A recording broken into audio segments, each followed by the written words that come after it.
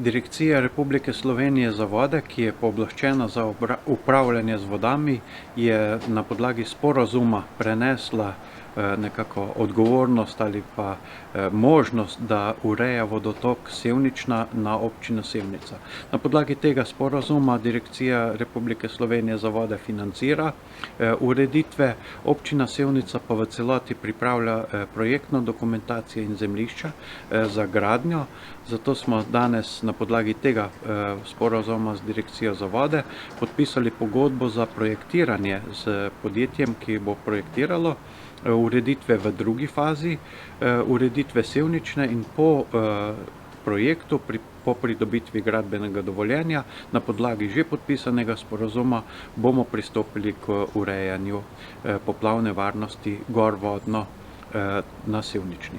Ta ureditev poplavne varnosti je pomembna zaradi že realizirane poselitve, pa tudi zaradi poslovne cone Ines, ker ti v poslovni coni Ines so se pričele stvari dogajati, podjetja tam poslujejo in je prav, da tudi ta del uredimo, da je to območje poplavno varno in hkrati tudi bolj dostopno, tako kot se infrastruktura, celotna javna infrastruktura v tem spodnjem delu izboljšala.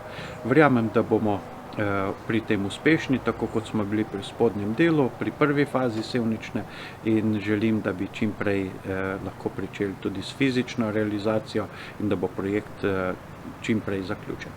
Z veseljem bomo nadaljevali tudi drugo fazo urejanja Sevnične, ki delno še povzroča poplavno nevarnost samega Šmarja in pa potem posledično dolvodno tudi samo Sevnico.